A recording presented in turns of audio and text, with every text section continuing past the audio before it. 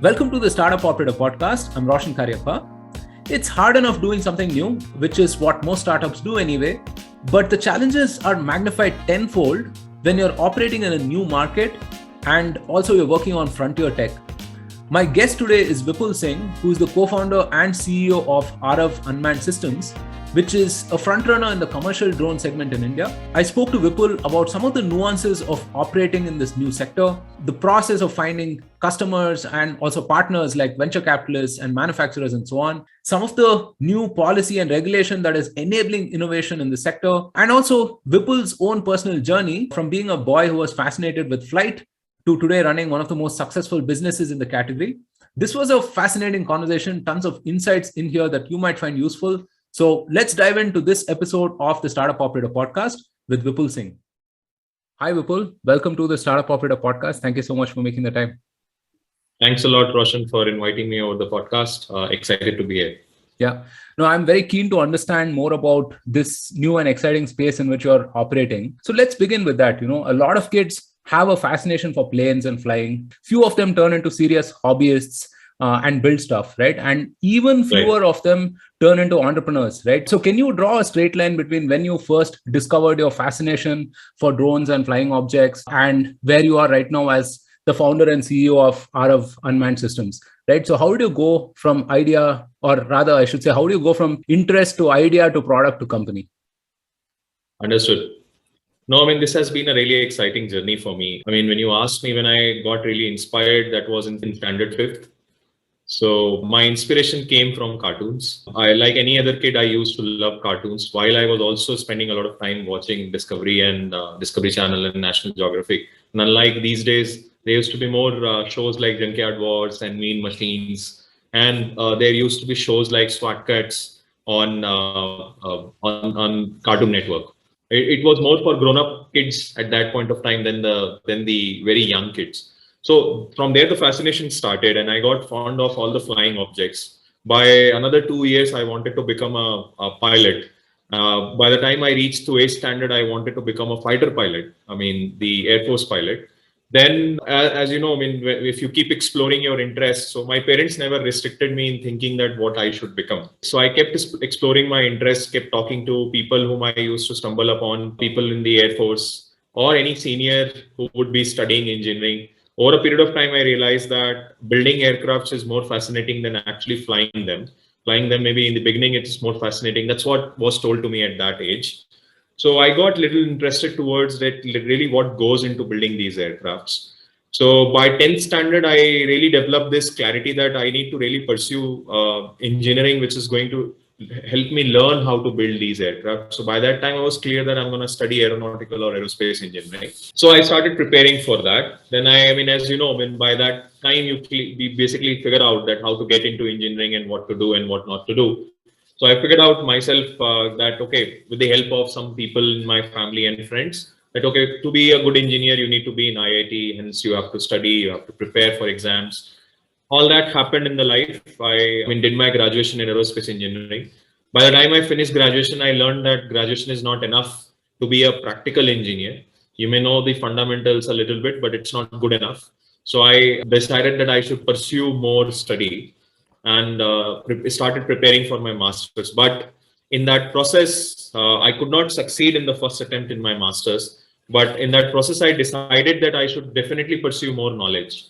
So in that pursuit, I reached my institute, IIT Kanpur, where I worked with a professor on, again, this all happened in such a way that during the graduation, I was very clear that I need to become an entrepreneur because I could see that I have that knack of building things and thinking strategies and also understanding how businesses work. Because during my graduation, again, I used to do some side jobs in order to sustain through the graduation period and maybe churn out some pocket money for myself.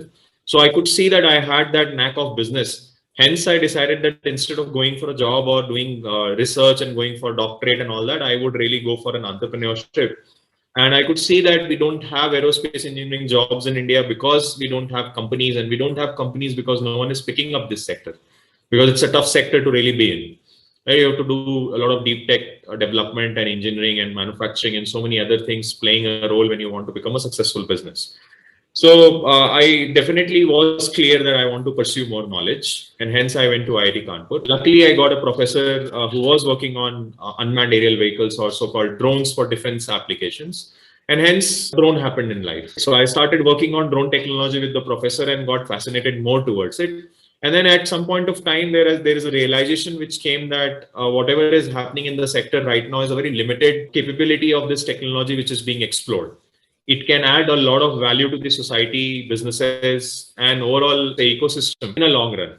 And I found like-minded people there. I got my co-founder. I met my co-founder who was also helping the same professor while he was pursuing his studies in IIT Kanpur with different piece of technological development with respect to drones. So that like-mindedness help us sit together, discuss various ideas, just out of fascination that what more can happen from this technology. And then the light bulb moment happened where we realized that anything which is happening from manned aircrafts today will ultimately happen from unmanned aerial vehicles as well, the unmanned aircrafts as well. Let it be carrying goods from one place to other place, or even carrying people from one place to other place, which is drone taxis nowadays. And also a lot of other complex set of activities which manned aircraft do. Either it is agriculture, or it is industrial inspection, or is it, let's say, renewable energy. We realize that it's all going to get replaced by unmanned aerial vehicle because of the technological evolution which will happen in terms of the size and the intelligence which will come on board. So from there, we started really digging deeper into what will become the next commercial success. And we could stumble upon various ideas. Then we evaluated them against various parameters. And then we found that remote sensing is one thing which drones can do. So maybe for common public, drones are new, but we got exposed to drones back in 2012. And by 2013, we were clear with what they will be doing.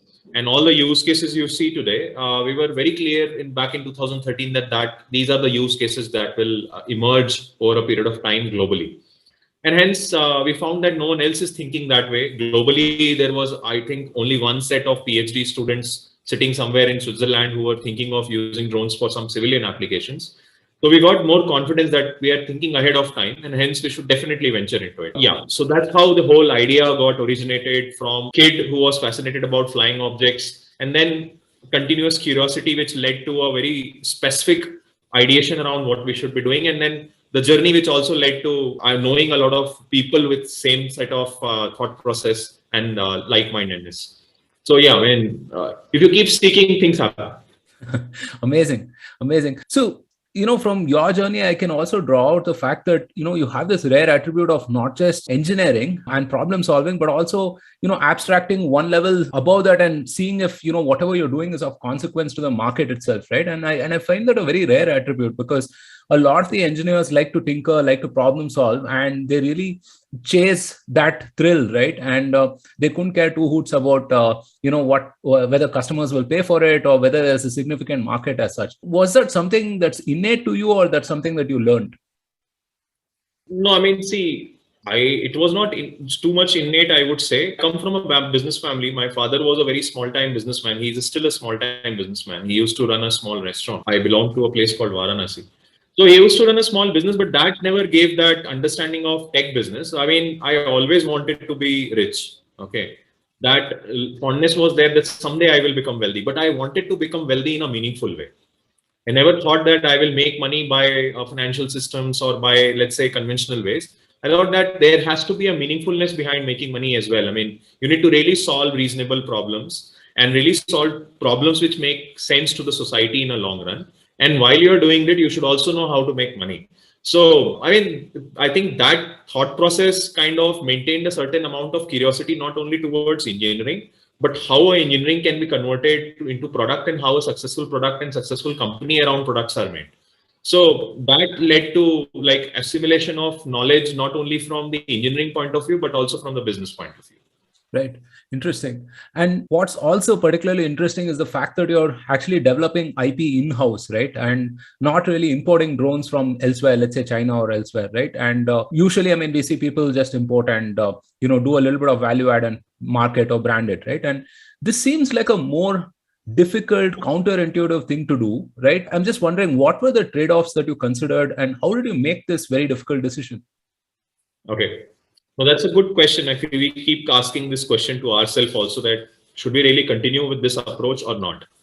So see, when we started, Roshan, back in 2013, there was nothing called drones for commercial applications available off the shelf. People were either flying remote controlled aircrafts for fun and recreational purposes, or drones were like super expensive gadgets which were available only for defense and homeland security application. Not even homeland. It was only border defense which was using drones. And these drones were like hundreds of millions, at least few tens of millions for each of them, right? So it was not an accessible technology, and open source was also not at that strong level where you can just pick up something and it will start working. So as I told you, we were ahead of time in thinking that what drones will be really, what role drones will be playing in our lives, right? So we realized that in order for this technology to reach to that level, these are the various pieces of capabilities which it should have, or intelligence it should have. And we did not have any option to go and shop for those things off the shelf, right? So the only option left with us was to build it, right? Now, over a period of time, markets evolved, options came. But what happened is that even today, we feel that we think ahead of what others are thinking. So IP, I think for any entrepreneur, it is important to understand that you should not unnecessarily develop IP. I agree with that thought process. Okay, it's not like that we just want to do it, hence we are doing it. There is no point in reinventing a cycle which is already there, right? Now, there are two things. Either you are taking a geographical advantage, maybe you are not having access to the IP because of some geopolitical issue, hence you should develop IP and becomes strategic in nature. If you look at it from a geopolitical perspective and then not being dependent on a particular country for a critical IP. On the second side is that, can you see ahead of people? So if you have clarity of the future, that where it will go, then having control over the IP allows you to be on the forefront of that evolution rather than depending on someone else to develop and then you go and shop with them, right? So you can always disrupt if you have control over the IP. So pick up any company which is into technological play without IP, it's very difficult to disrupt. So we feel that we have that clarity of a future, that what is going to be the next thing in the future when it comes to drone technology. And hence we feel that, let's say, urge of making sure that we are the one who drive that, right? And hence having control over the IP allows us to set new benchmarks in the market. Right. Again, a very pragmatic, sort of rational perspective, right? You did this out of necessity and not out of some sense of idealism as such. It was a mix of both. Right. It was a mix of both. See, we started this with this thought process because when we sat down, we realized that this technology has got so much potential and nothing is happening in India. Ultimately, if no one really do anything, no one really picks it up and does anything, eventually we are going to rely on a lot of foreign companies to provide the solution to us.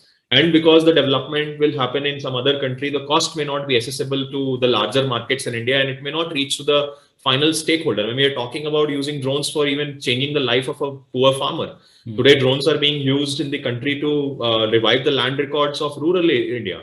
70% of the population and their next 5 generations are going to benefit from that project. Today, government of India or anyone else is able to set that vision because there is a confidence that we have the IP and we have the capability to develop the products and also to deploy them for such kind of complex applications. If that was not the case, then we would have been on the mercy of what a foreign partner will basically deliver and how much they will deliver, at what rates they will deliver.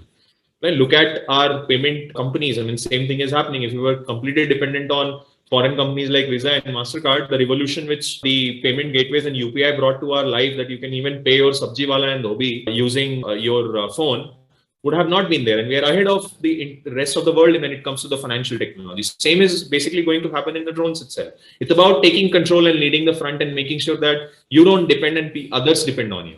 So we always felt that being such a talent-rich country which is rich in resources, which created people like Dr. Radhakrishnan Ramanujam and JC Bose, is so behind in aviation and aerospace technology that we have to import even nuts and bolts from other countries. That's the situation. That was the situation at that point of time. And we don't have a single aircraft manufactured in India.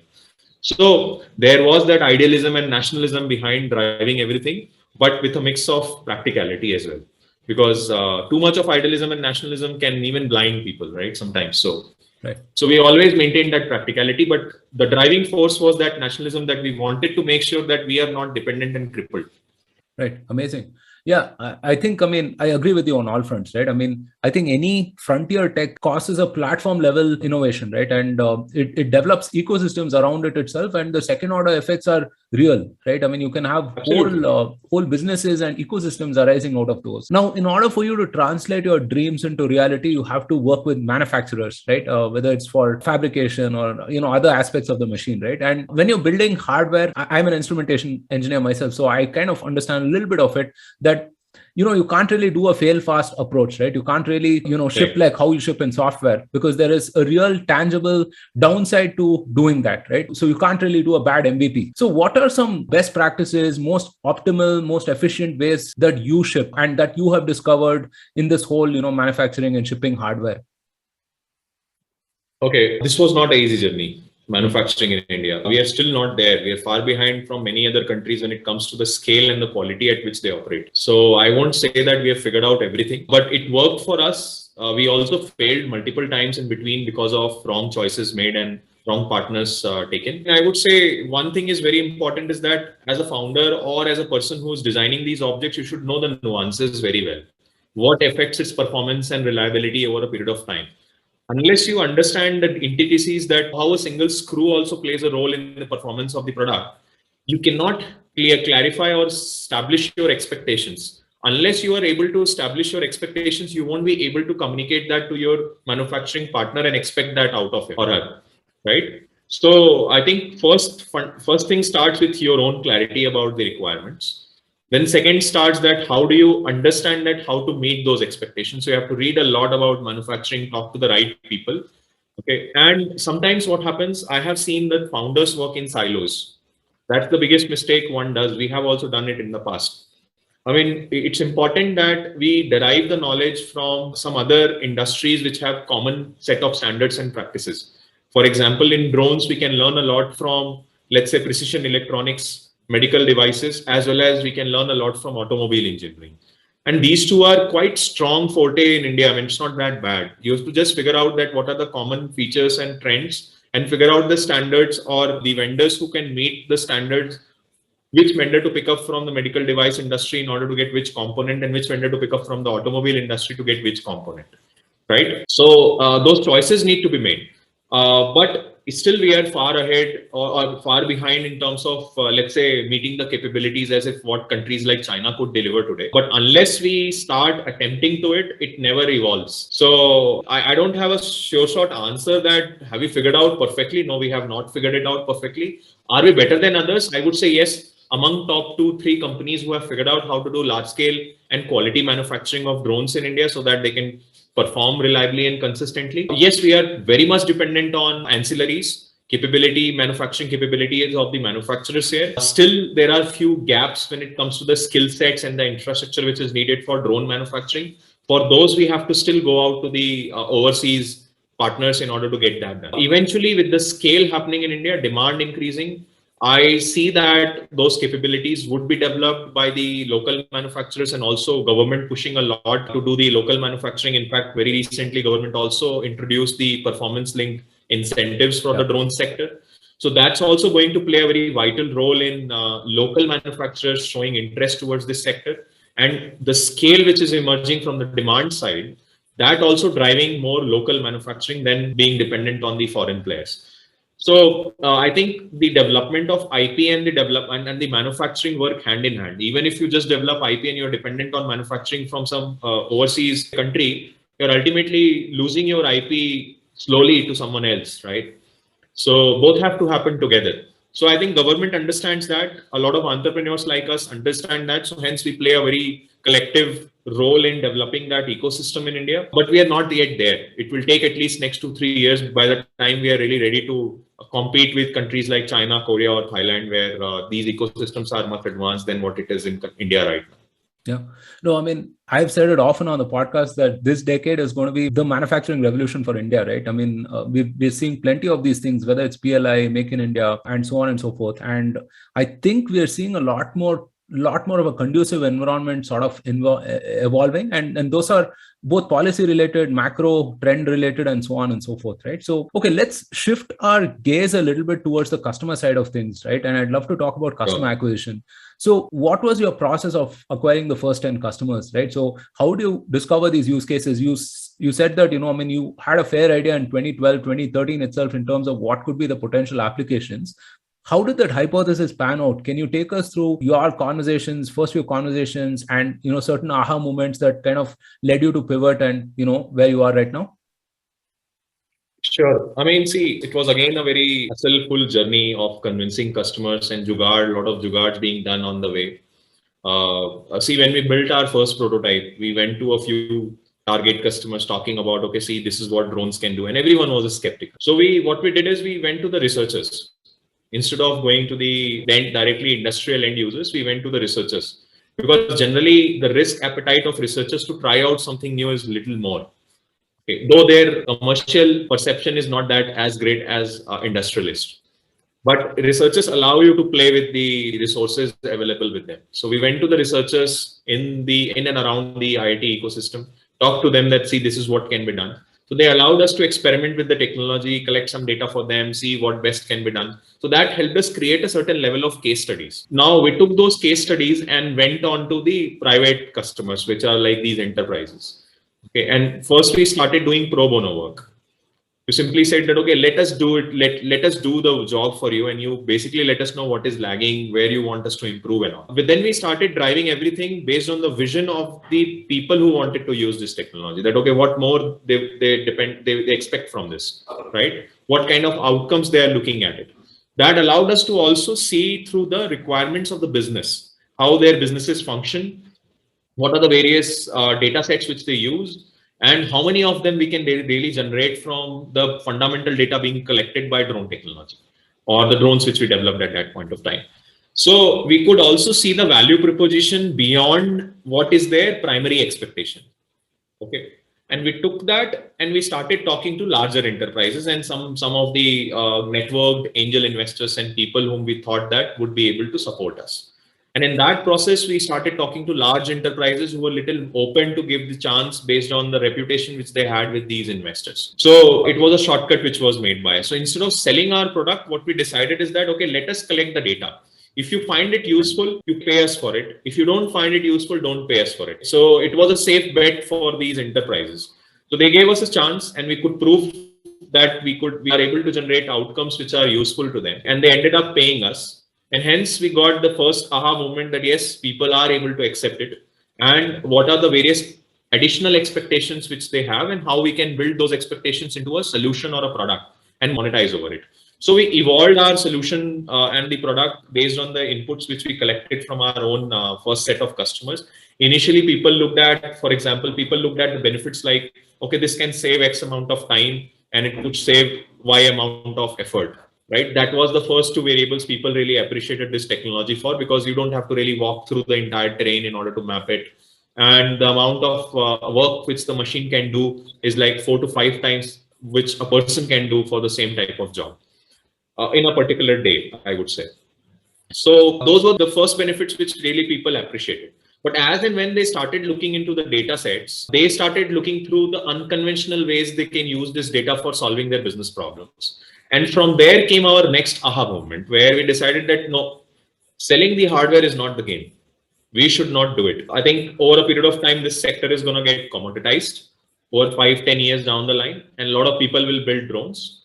And ultimately, the kind of intelligence the drones will need will saturate to a level which will be common. What we need to do is that pick up some really tough and important problems of the industry and start building those as a value add, not only in the hardware, but also we start doing data analytics or extracting that business intelligence, which is useful for these guys to take direct decisions. So we changed our model and we became end-to-end solution provider. We said that, okay, we will give the hardware, but not alone. We will also bundle the data analytics solution around it, so that when we are giving an outcome, we are not providing a tool for our customers to collect data and then rest. They have to figure out on their own, how do we use the data? Where do we store it? Because what we were generating were like 100 times more richer outputs than what they were dealing with at that point of time. So they were like caught with a surprise. They will always ask us, downsample it to what our expectations and requirements are, basically convert the 3D data to a 2D plan and give it to us, because we are very habitual of using something like AutoCAD since multiple years. So we don't know how to use the 3D data. They never used mouse also to maneuver through a 3D data. So we have to even teach them that how to really use the mouse for 3D data in order to do your civil engineering over it. So that is where we started. But we started understanding the requirements of the business, and we build those value adds. So today we are an end-to-end solution provider. We don't provide a tool to solve the problem. We provide the complete solution package. So when a customer onboards us, from next day they get an out-of-box solution.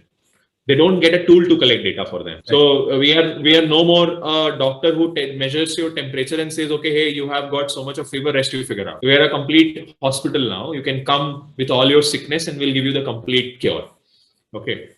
So that's how we configured our business. And right now we are the only one who's doing it. And why we could do it? Because this requires a lot of time. Requires a lot of time to understand each and every business, their requirement, and then build those requirements into a very good product and solution, right? So we spend that time with the customer. Anyone who's starting now will need definitely a good amount of time to understand these nuances. And this happened at the founder level. So we also drive that vision through the team that, okay, what is exactly we need to serve and where we need to reach. Right. Yeah, I guess that makes perfect sense, right? I mean, when you're new and nascent in a market that is still evolving, I think you need to build solutions for people, because people are not going to understand, how to use all of this cutting edge tech that you're providing them, right? And so, yeah, I mean, stacking software services sounds like a logical thing to do. But then, I mean, when I look at your use cases, right, I mean, you're spread out across like mining, construction, urban development, irrigation, etc., right? And all of these guys will have their own sort of needs and requirements and nuances as well. So how do you sort of build that horizontal layer of software? Is it something like, okay, software to process certain data and then you hand it off and then they consume it in whatever way they deem fit, or are there some other nuances attached to it? So generally we choose the verticals we want to operate in, which digest the same or ingest the same kind of data set. So we don't build too many hardwares for different sectors. We build basically same hardware, which collects the same type of data, but the analytics layer changes from use case to use case. So we have a very, I would say, efficient way of doing it. One thing, we let the customer drive the vision that what more they want. We do a deep dive with the customer to understand how their businesses function. Second, we have experts. For each of the vertical, we get experts with us who will help us understand what is the requirement of the vertical. And then based on the requirements communicated or the details communicated by these experts, we have a very strong engineering team. So we are a small team. We are not a very big startup. We are a 70-member team, but very strong in building solutions. So we understand the nature of the data so well that for us, creating a new pipeline does not take more than, let's say, a few months. 3 to 6 months is what we take generally to create a new pipeline. So the reason behind is that all our manpower or all our team members have that same knack that we have to build value over the data. So everyone keeps thinking from the day one. Let's say, for example, we get an opportunity to serve the irrigation industry. Day one, the person who is operating on the ground will not be just focusing on collecting data and giving it to the client. Their first point would be always to understand that, okay, what more do they need other than the fundamental data set? What are the various operating principles of this business? And they start communicating that back to the engineering team, and then we figure out whether it is a potential market or not. So it's tough. It's really tough. And what it requires is a very good, deep understanding of the nature of the data and the nature of the business, and an engineering team around you to be able to convert that understanding into a solution. We have been able to develop that sort of, I would say, organizational structure and the culture around, which helps us not only focus on only one sector, maybe 2-3 sectors at a time. But again, we are not basically catering to as many sectors as possible. We are only choosing some select verticals where we see that there will be repeat business. 1, there is a large volume of work to be done. 2, 3, the value add not only impacts directly the business, but also the civil society. So for example, when we talk about irrigation, right? We have covered more than, I would say, 25 lakh acres of area in irrigation. The 2.5 million acres of area is like the highest amount of area one would have covered using drones, I would say globally, even for irrigation projects. Now, when we say irrigation, generally these projects, irrigation projects, directly impact the farmer's capability to, let's say, grow a crop over his field, right, or her field. Now, what happens is that they are very much dependent on natural water. Now, government is really running a lot of projects to make sure that the dependency is removed from natural water, and also the efficiency of distributing water and the reach of the water is increased through various newer ways of distributing water. Now, all these happens while you have to know the terrain through which you have to transport the water from one point to the other point. Now, if you improve, let's say, the timeline, generally these projects take about 10 years. So when we jump in, the exercise, which is basically surveying and planning, the planning which happens around using the data set in order to, let's say, engineer these infrastructures, takes about 2-year period out of that 10 years. And then from third year onward, the construction starts. Now, someone like us have been able to cut down that time from 2 years to 6 months. So we directly save about 1.5 years from that project when it comes to the planning stage. Now, because of the insights which we provide, the execution period, which is used to be around 8 years, also reduces to about somewhere around 6 to 7 years. Because you decrease a lot of inefficiencies, you remove some inefficiencies, and a lot of errors which are there because of unavailability of rich data set. Because we are providing very rich data set and analytics upfront, they are able to remove the challenges which will generally incur during the execution time. For example, you designed a pipeline going through someone's house because you did not have the real-time data available from the satellite image. So we could remove those nuances so that you don't have to change your design at the last minute. When you're at the field, you figure out, oh my God, my pipeline is going through a railway track or it is going through someone's house. I need to divert it. And hence I have to incur a couple of crores of extra cost because diversion costs you a lot, right? So you save money, you save time. So look at the impact on the final farmer. First of all, this money is coming from all our taxpayers. Thousands of crores are spent on small project. So taxpayer money is saved. And the farmer would have benefited 10 years down the line from that project. Now the farmer will benefit 7 years down the line. So 3 years of crop cycles are saved, right? And then you don't know in those 3 years how many people will go under stress and suicide. So we choose sectors where there is impact. Look at mining. I mean, we improve their efficiency by almost 15%. Or general operation. We save their cost by about 10%. We reduce the kind of losses which they incur by almost 25%. Decrease the time of an activity by 5 times. So now if you are able to do this around activities which are basically consuming the natural resources, that's what leads to sustainability. So everything we do is all surrounding sustainability. So this is how we shortlist. We don't get into everything. We get into things which have meaningfulness to general society and then have large market as well. Right. Yeah, that's fantastic. So in some sense, you're not building drone software. You're building the next evolution of industry software for these 2 or 3 use cases that you're looking at, right? Absolutely.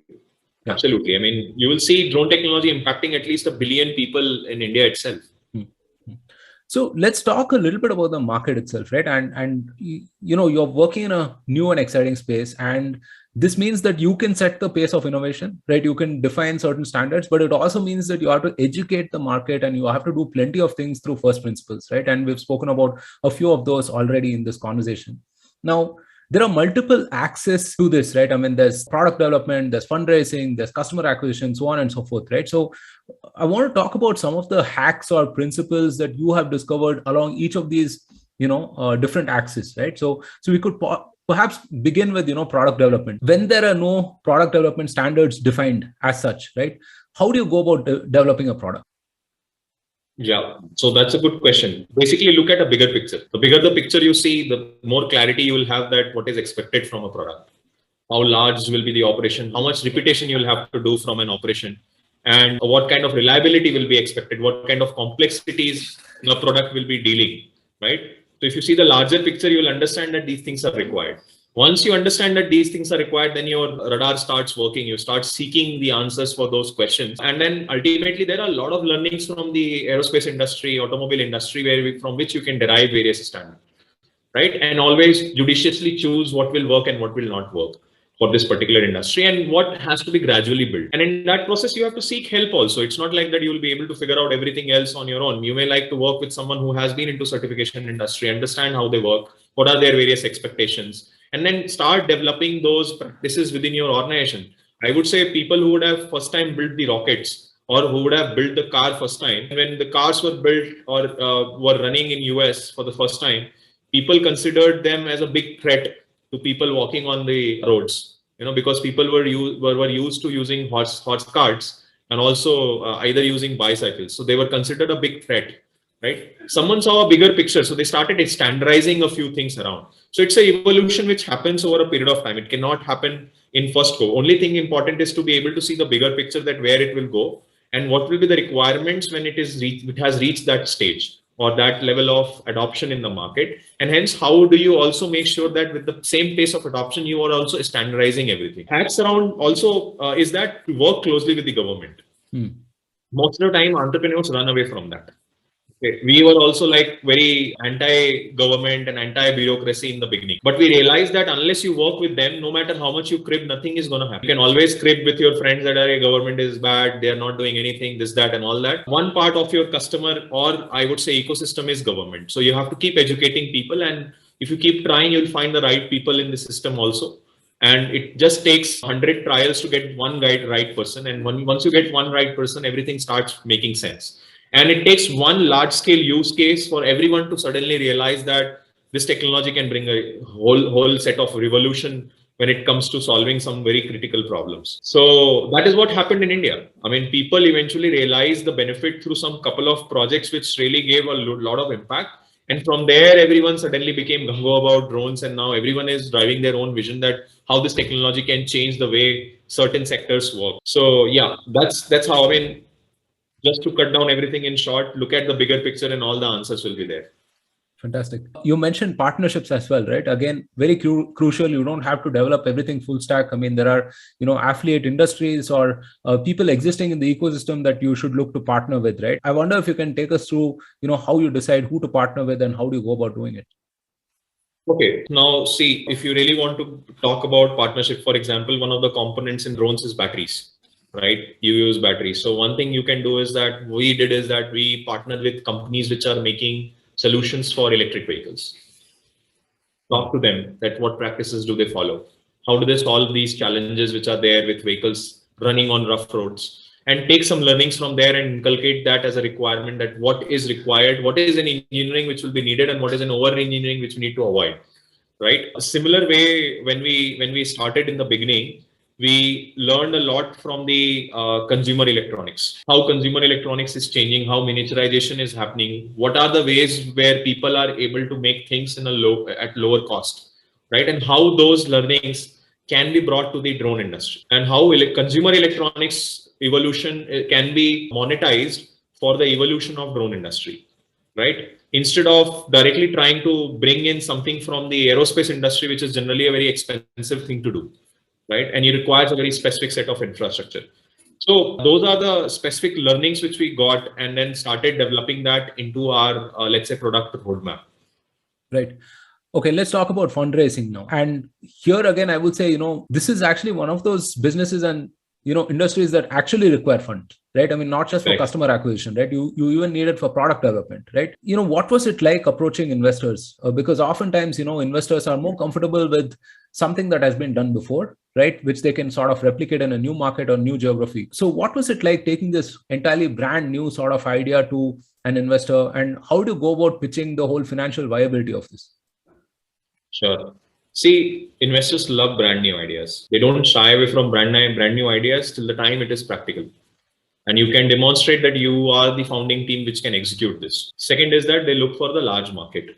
So we could justify that by showing the value add which we brought to our initial set of customers, where they validated, yes, this kind of data set makes sense for their business. Okay, and hence they would really like to see a bigger picture of utilizing this data across their functions, right? Enterprise functions. So two things happened. We were strong in what we were doing. We knew this technology from scratch. We built this technology from scratch. So investors could see that capability in us, that these guys can, if they are able to make a autonomous drone back in 2013, definitely these guys can take it to the next step. One. Second, we could prove that what we are trying to build out of it is not a just fancy gadget or device which flies from one point to other point, but we have been able to figure out the business problems it can solve. Third, we did is that we proved that these business problems are real and they are scalable. They are large scale problems, and enterprises are ready to pay money for this. Okay, we could do it back in 2016. So we took about 2-3 years to build the first set of functioning technology and then prove all of it to the investors. And I would say we were fortunate enough to get in touch with the investors which were open to invest into such deep tech, new sector, that too hardware driven in India back in 2016. They could see that passion in us that we really want to build something. And no one else is really going to attempt something like this because everyone is going to take a very simple shortcut that, okay, build a SaaS, build a software, build some aggregation platform, because in 2016 that was in trend. People were building food tech apps and all, and many of them are successful, and multiple of them have become unicorn as well. Okay, but this was tough. This is really tough to do, and funding was going to be a crucial part. So these investors also became equally passionate like us, that we should definitely fund this. This is really exciting. But over a period of time, what happened? We faced multiple challenges. Hardware is not easy. Okay, and we definitely could not raise what we really intended to raise in the beginning. We raised less money. So when you raise less money, chicken egg problem starts in your life. You're trying to do more from less money. Hence, you take shortcuts, you make compromises, which reflects on your solutions or your readiness to capture the market. Hence, we always limited ourselves to a very limited territory, which is within India. And we restrained our evolution, or I would say innovation capabilities, based on the budgets we had. Okay. So even though we had the capability and the vision to take it to the next level, the resources, because of the resources, we always balanced it out and said that, okay, we should do only enough, this much only, so that we don't deplete our resources before time. But what it also inculcated within us is, the good thing which happened is, because of these lack of resources, we, in a very early stage, we started figuring out what is the way of building a sustainable business where we don't have to depend on external equity funding to survive and grow. And what happened with that is that, which is very difficult to find in startups, especially even in our field, that over the last 3-4 years, we have been able to run a successfully profitable business and growing at almost 250 to 300% on year basis. So we figured out that with limited resources, with very limited capital, how do you grow fast and how do you stay profitable, so that you don't have to seek money from equity markets, right? Right. So that has become our strength today, and that also enabled us to compete very aggressively, because for everyone else, their competitiveness depends on how much money and cash they have in their bank. For us, that doesn't restrict us from our competitiveness, right? So I think that also further allowed us to build more confidence in the investors, because after pandemic happening, I think the mindset of the investors have also changed from cash burning models to sustainable models, where the cash is used for growth, not to really fund the customers' ecstasies, right? So I think that allowed us to prepare for the new world, which is today, where the investors are seeking profitable and growing businesses. Right. Absolutely. One final question on the market, and then we can move on to questions around you as a founder, right? So since you mentioned regulators and the government, right? The central government has this new drone rules policy, 2021 policy. What are some of the nuances? Just for a layperson, what should they know about this? Okay. See, I will first talk about the change in the perception which has happened, which is very commendable from the side of the government. Okay, we are talking about 2016, when the drones were completely banned. And at that point of time, a bunch of people like us decided that we will form an industry body at that early stage, being a startup, and we will drive this whole policy mandate within the government and try to educate them about the potential of this technology. Okay, and we found very like-minded people, some unlike-minded people also in the bureaucracy, who were acting against the technology completely. And the magnification of threat perception is generally very fast than imagining the benefits a technology can provide, because that requires a little bit of pragmatism, engineering, and all that, and then a little bit of boneness in the government system, right? That, okay, I'm ready to take that risk. Let this technology explode. No problem. We'll see, right? Because with internet comes the threat of cybersecurity, right? The data theft. With financial systems coming in place, you will always have this threat perception that someone will steal the money of the people, right? Someone will hack into your bank account and steal your money. But then people with that threat perception sometimes forget to understand the large impact a particular technology can bring to a society. Look at the financial system today. So same journey happened even in the case of drones. So in 2016, it all started with a threat perception that this technology can cause a lot of damage, and it became a very restraining set of mindset from the government end, which, if you look at today, it is completely 180-degree turnaround, which has happened in the government. Government is not only regularized and standardized and removed the number of licenses, permissions which are required for an entrepreneur to start and grow this business, but in fact going all out to promote the uses. An exponential push is coming from the government itself. So the larger set of businesses that are currently existing in the market are coming from government organizations. And even ministers and their secretaries are making vision around drone technology. You could never imagine that happening in India. Again, none other country in the world have thought of using drones to map 660,000 villages in a period of 4 years. That's what government of India has become in last 1.5 years for this drone technology. All that happened because people realize a lot of benefit happening from this to the rural population, and a lot of economical impact coming not only to the industries and benefits coming to our forces, but economical impact coming to the rural citizens as well, right? So the kind of digitization which we want to see in this country, the kind of financial inclusion we want to see in this country, this technology has got method to accelerate it. So hence the drone policy came into picture. Now in drone policy, what they have done compared to the previous existing set of regulations, the licenses have been minimized. Earlier, there was a license required to import a component. There was a license required to even conduct R&D, develop a prototype, permission required to even test your drone. In those kind of environment, the entrepreneur would have been spending 80% of the time doing all the useless activities, which is around making documents and papers to get the permission, than to actually focus on technology development and its, let's say, exploitation in the market, right? Now, government understood that if we really need to win this sector, we need to develop IP very fast and we need to scale the demand. So they removed all those hurdles. Now, instead of 26 licenses, you need somewhere around 5 licenses to run the entire business. Okay. And they maximize the area which is available for a drone to operate and minimize the area where the drone restrictions are there, so that the economic impact can be maximized. So while it can directly generate a business of a couple of billions in India, $1 billion in India for drone market as such, which will be beneficiaries of which will be people like us who are making drones or providing solutions for service providers who are flying drones for various applications. The indirect benefits run into, I would say, more than $50 billion. Wow. The indirect benefit. Look at if you're able to solve the land records problem of this country, which is like 50 or 100-year-old problem.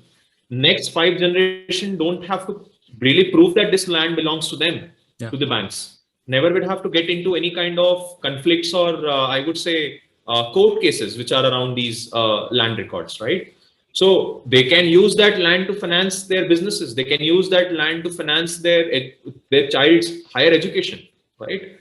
So now their property is available for them, which was not recognized earlier by the financial systems. So multiple $1 billion of wealth will be suddenly added to the Indian ecosystem, saying that our poor people whom we considered poor have land, but it was never counted. Now those lands can be counted. So your net worth suddenly increases. Hence the net worth of the country increases. And when the net worth of the country increases, it has got more power to borrow money from the foreign countries and use it for good uses, right? So this is all being driven by drone technology. People are talking about making our crops more export friendly by reducing the amount of pesticide we use on them. And we're talking about doubling the yield. And again, in that, drone technology is going to play a very vital role. Mining company is able to save hundreds of millions of its investment, which generally run into losses because of inefficient practices by using drone technology. A power company is able to save more than 10% of power loss when it comes to the transmission by using drone technology. A renewable energy is able to increase its efficiency by more than 10% by using drone technology. So for a country like India, which is developing and with such a population pressure and such limited resources, every 5% improvement, 10% improvement in efficiency of a particular sector becomes collectively a huge number. So if we say we want to become a $5 trillion economy, we have to talk about 1 billion at a time in order to collect that $5 trillion together. So that's what this technology is there for. That's what the role it is playing. So next 5 years, I'm seeing that this technology will affect, as I told you earlier, I mean, it will affect the life of more than 1 billion people. And this drone policy will enable that, because generally in India, the practice have been that we copy the policies from every other place, especially when it comes to such deep tech, and we let other countries figure out what this technology is all about, and then we copy it 5 years down the line. In this case, we are actually ahead of other countries. Other than that, the policy is not talking about only solving the problems of the present. Generally, if you look at any policy, it is driven by a compulsion where people get so fed up with the current problem that they'll bring some policy to solve it, right? Yeah. That's the practice in India. Here, the policy is talking about logistics medical supplies using drones, and drone taxi, drone ports, which are something which will happen 10 years down the line. And you know why that happened? Because they worked closely with the entrepreneurs. The entire policy was developed in very close coordination with the industry players, which are very handful of entrepreneurs, which are driven by passion and wisdom. And they have the vision of the future that what this technology can deliver. So the good point is that the government did not shy away from incorporating their vision into their own policy framework. They said, okay, you want to do it, we'll put it into the policy. Just make sure that while it is being done, it is reliable and does not cause any harm to the society. That's it. So it's all trust-based policy which they are making. And that's what is required for this country. You need to really talk to the industrialists and entrepreneurs who are running unconventional business to make these unconventional policies and hence become the leading frontier into emerging technology. Right. So this is what this policy is all about. I mean, we can talk about the details, but I don't want to touch it because a lot of people have talked about details. But this is the fundamental reason behind why this policy has become what it is and why it is going to enable more than $2-3 billion of business directly for drone market and create an impact which is more than $50 billion for rest of the markets where the drone technology is going to serve. Right. No, I think you're absolutely right. I think if we have to go towards that $5 trillion, $10 trillion economy goal, then policy making has to be proactive, right? I mean, we can't do things despite government, despite bureaucracy, or despite these frameworks, right? I mean, we have to do it because of them, right? And that order of magnitude innovation will only come from things like this, right? And I also think it's really praiseworthy, whatever they've done, because when you're in government or when you're a policymaker, etc., you can get criticized for being illogical than being unimaginative. Right? Nobody expects you to be imaginative with these things, right? And be truly visionary. But I think on both fronts, whether you look at payments or whether you look at drones or some of these other frontier tech as well, right? Kudos to whoever is sort of driving these reforms and so on, right? I mean, all right. So we've spoken plenty about the market and the business, right? I mean, now let's talk about you, right? And you've run this business for about 8 years now, and I always believe that the founder has to grow fundamentally for the business to grow, right? You can't really be in stasis as a founder and then expect the business to sort of grow, right? And at every corner, you see a new challenge for yourself individually. When you look at the next leap that your business has to make, what do you see as the 2 or 3 things that you have to personally change to enable this leap going forward? A lot. Every day is a new learning for all of us. So first of all, I think for me, I need to really understand how global businesses work because we really are heading towards globalizing our solutions or moving, spreading our presence outside India. So we still are very new to that kind of dynamics. So we need to learn that. Secondly, this market is going through a tremendous growth right now. So far, we have not been growing very fast. We have been growing as a company very fast, but the market itself has not been growing very fast. So when the market is growing faster than the company, then the responsibility comes that you grow as fast or faster than the market, right? So with the available set of people and resources, how do you really suddenly accelerate yourself without failing is another challenge which a founder needs to learn. Okay, so we understand the nuances. Now it's about just putting the variables together and writing a new formula to growth. So that's again another learning which we are going to have. Again, we are going through those learnings anyways. And the third most important thing is that it's about also being able to finance your business continuously, right? When you're on a high speed growth, you need to finance your business continuously. And every time raising equity is not the only way to finance your businesses, because that's like become a trend that you dilute equity, raise a lot of money and then go. There has to be a balanced approach. You definitely need equity money. You always need the wisdom of the venture capitalists, because many times these people are very well established. They have been entrepreneurs themselves, run large businesses, exited large businesses. So with money comes their wisdom, which is absolutely necessary to grow the business. But then as an entrepreneur, we should also learn how to use conventional financial systems as well, and how to run a business which is financially attractive to these conventional financial systems, right? Then the dependencies on sentiment-driven venture capital investment would be less. Because many times these venture capital investment, they are very useful, but most of the time the decisions I have seen in the market are driven by sentiments.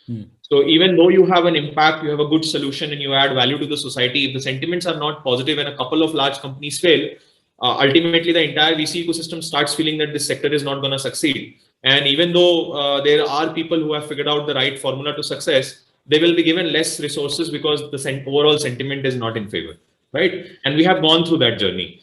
So I think one of the things which not only us but also the other entrepreneurs need to learn is that how to run a business which is attractive not only to the VCs but also to the conventional financial system, so that at any point of time you're not running out of resources, or you can balance out between your equity and debt, right? That's one thing which we are learning very well. And another point which we are learning is partnerships. So far, we have been working all alone, doing all the fights alone with a very few set of partners around. Again, not business partners. So as an entrepreneur, it generally sometimes become very protective about our business, over secure. Okay. So we also shy away from partnering because we feel that, okay, someone will steal my idea and knowledge and all those things. But sometimes when you are really painting a large picture, you need people to help you out, or people who can do complementary set of activities, right? So that's another thing which we are learning, that when we are getting into a global market, how do we partner along? How do we find the right partners, identify the right partners, don't make mistake in that? That's another thing which we are really doing. And then anyways, the other challenges are that how do you innovate faster? So which has been the case throughout. I mean, it is not something which we have to do new. Only thing is that when you become large, I mean, you're growing, when you're chasing, when you're accelerating yourself to capture the highest amount of market, the attention over innovation reduces as a founder. So you need to always judiciously allocate some time to learn what's new in the market, what are the new technologies emerging, and how can I leverage those technologies? Where do we need to focus in terms of our innovation so that we don't get disrupted by someone else? So that is another thing which we as a founder feel that is our duty and obligation to keep doing. Otherwise, in the hindsight of only chasing growth and chasing businesses or customers, we forget to focus on continuously innovating. And in that, what happens? Someone comes as a disruptor and takes away your piece of share, your share from the market. So that's one thing which I feel that every entrepreneur should do, irrespective of which sector they are.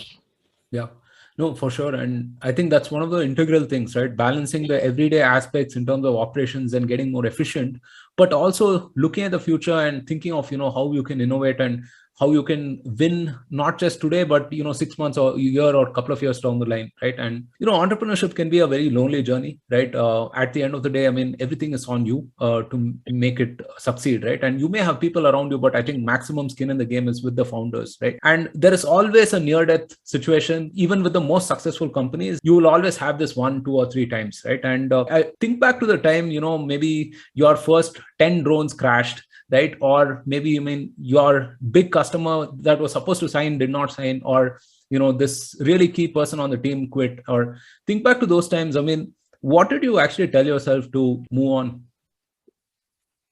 See, we feel anxious when such things happen. We definitely feel depressed. You feel sad. All those emotions always evolve.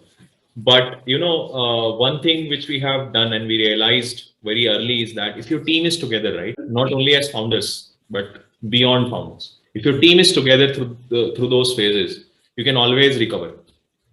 So I think I would not. I mean, I'm really proud of my team in that way. I would say we have got really committed, very passionate, and very understanding set of people around us. Okay, and these people and us have been like brothers to each other, right? There's no employee-employee relationship. There's no promoter and employee relationship. It's like everyone owns the responsibility to make this organization successful. Okay, so when you have that level of bonding, right? When you have all your soldiers alive, then what do you fear? You can always go for another fight. So that's what we were always clear about. It's okay, we lost this. We are going through a tough phase, but we have all our soldiers alive.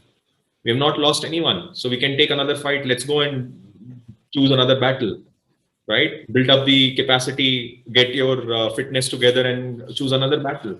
And then it happens. I mean, personal life, professional life impacts, all your downtimes impact. But again, you need to really have encouraging people around you, people who look for you and people whom you look for. So when you're together, it gets resolved. So that way, I would say I'm really lucky. The life partner with whom I have got, the parents whom I have got, okay, the kind of family born and brought up in. We have been from a very low middle class family. Okay, so we have struggled through various phases of life because of financial constraints, family constraints, and all those things which happens in a general Indian family. So I think somewhere I feel fortunate because when I used to face those things in my childhood, when there was a threat on my study that I will not have money to pay my fees and all those things, I used to curse myself that why the hell I am born in this kind of family? Why someone capable like me has to go through all of this, right? Bear all these pains at such a young age. People always feel at that age that I am the worst person going through this. I am the only guy in this world who's going through this kind of experience. However, a lot of people go through this experience, right? But in that young age, you will feel like that, I am the only one who's struggling through this, right? Now, when I look back, I really feel I was blessed. That developed that mental calmness and the capability to deal through all the chaos. So I would say there are two Vipuls which I have been able to nurture within myself. One is the one which is inside, which is absolutely calm no matter what kind of storm is outside. And one is outside, who's a ninja, who's battling through different situations, different chaos, trying to find the order in the chaos, deal with all the ups and downs. And there is another Vipul inside, which is very calm, very cool, very poised, and guiding the ninja. Okay, don't worry, this is how you have to order everything. So somewhere I would say meditation has also helped me. I mean, I generally don't share this with many people, but I feel for entrepreneurs, balanced mind is very important. Sharp and proactive, balanced mind is very important. It's always easy to make yourself hyperactive and lose your balance, okay, at some point of time. So you need to be hyperactive in your thought process, but very, very balanced in terms of your emotions, right? Internal emotions. Anger is okay. I mean, some level of aggressiveness is required to run the business. So I realized that if we don't treat our mind and you keep your mental health together, it will become very difficult to deal with this. So while the circumstances which happened in the life taught a lot of lessons and the bonding with the team kept everything together, somewhere meditation also helped me a lot. I would say that. I would not shy away from saying it. So I keep practicing it because it helps me deal with all the different kinds of situations, both in professional and personal life. And also it removes fear. The more you understand yourself, right? So the less fearful you will be, because you always know that at worst, what will happen? Everything will fall apart. But someone will not be able to take your intellect and soul, right? You can always figure out a new journey for yourself. So when you become fearless, nothing bothers. You just have to be fearless. That's it. Right.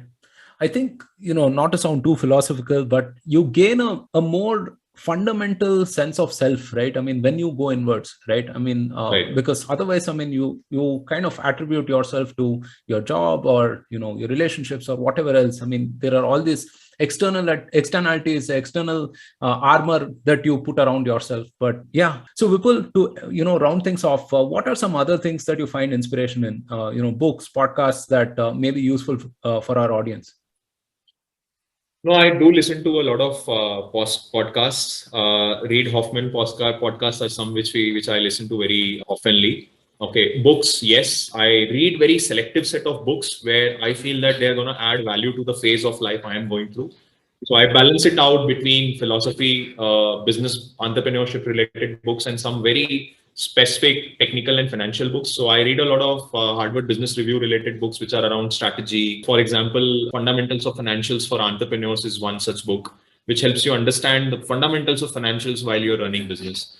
Right. And then there are other other books written by some entrepreneurs sharing their, let's say, real-time experience. For example, The 0 to 1 by Peter Thiel, Hard Things by Horowitz. Right. These are some books which helps you understand what are the various phases of business, what are the various struggles, how you deal with it. So you're better prepared when you face that situation. Right. And then there are like papers. I also spend good amount of time reading research papers. At least a couple of hours in a week I dedicate towards reading technical research papers so that there is always an understanding about what's the new possibility. So yeah. Super. All right. This has been a very fun, inspiring, fascinating conversation, right? We spoke about plenty of things and I know we are already, way past the time that we budgeted. Thank you so much, Vipul. As I said early on, I think founder time is limited, right? Thank you so much for spending this precious time with us and also educating our audience about all of these various things. Thank you so much. Pleasure, Roshan. Very good experience. Plenty of meaningful questions. I hope that the answers help other entrepreneurs find their way. And I'm always available for anyone to reach out and discuss anything which is around their business in general. So people can reach out to me through LinkedIn and social media profiles, and I will be more than happy to share my experiences with them. Fantastic. Yeah, we'll link to those on the description. Do check them out. Thank you so much, Vipul. Thank you. Thank you, Roshan. Thank you. Bye. Thank you so much for listening. If you liked this episode, then don't forget to subscribe to us on your favorite platform and share this episode with all of your fellow startup operators. Also, follow the Startup Operator on LinkedIn and Twitter for more updates. Stay safe, take care, and see you soon on a brand new episode of the Startup Operator.